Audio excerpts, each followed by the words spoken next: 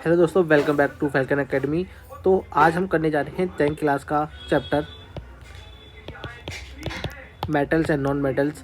तो ये चैप्टर आपने बहुत बार पढ़ भी रखा होगा। तो बेसिक मैं इसका भी मेटल के बारे में बताने जा रहा हूँ जो आपके पेपर में आ सकते हैं। 3 नंबर में आपको अगर मेटल की प्रॉपर्टी आती है लिखने को, तो सबसे पहले आप लिखोगे metal in their pure state having the shining surface. अगर वो प्योर स्टेट में है तो वो सरफेस शाइनिंग करते हैं। जैसे कि आपने स्टील देखा होगा, आयरन देखा होगा शाइनिंग करते हुए। This property is called the lustre, यानी कि चमकने वाली प्रॉपर्टी को ल्यूस्टर कहते हैं। You will find the some metal can be beaten into the sheet, यानी कि उन्हें पीट पीट के हम सीड बना सकते हैं। जैसे स्टील की बनाते हैं, एल्युमिनियम की सीड होती है। This property is called the malleability कहलाते ही है। तो मेटल की ये प्रॉपर्टी ये जरूर याद कर लेना। The ability of metal to be drawn into the wire के रूप में, जैसे हम कॉपर के वायर, एल्युमिनियम का वायर यूज़ करते हैं, उसे डिक्लुटिक कहते हैं। जैसे आपने गोल्ड को देखा होगा, गोल्ड सोने की चैन 1 ग्राम या 10 ग्राम 3 ग्राम में खींच के भी बहुत ज़्यादा उसे लंबी बनाया जा सकता है। ये डुक्लिटी प्रॉपर्टी कहलाती है।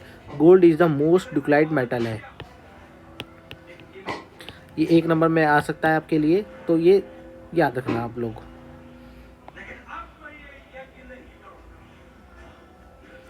It is because there the malleability and the ductility that metal can be given the different shapes and according to our need। तो इन दो प्रॉपर्टी के कारण हम मेटल को अपनी नीड के अनुसार कई प्रकार की शेप में बदल सकते हैं। The above activity so that metal are the good conductor, यानी कि हमें पता है metal are good conductor of electricity and heat होते हैं। उसमें से हीट और इलेक्ट्रिसिटी पास हो जाती है। इसलिए आपने देखा भी होगा तवा जो होता है हमारे घर में, जो यूज़ होता है रोटी बनाने के लिए, उसके ऊपर लकड़ी का गट्ठा या काली प्लास्टिक का लगाया जाता है ताकि वो गर्म ना हो।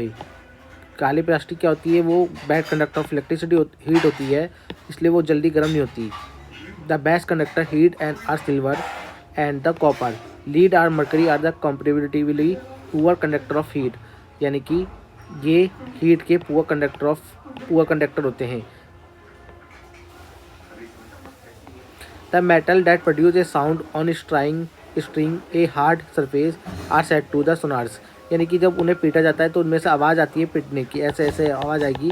तो आपने ये जैसे आयरन लोहा जब भी गिरेगा तो बहुत ज़्यादा आवाज़ आती है। उस प्रॉपर्टी को सोनारस प्रॉपर्टी कहते हैं।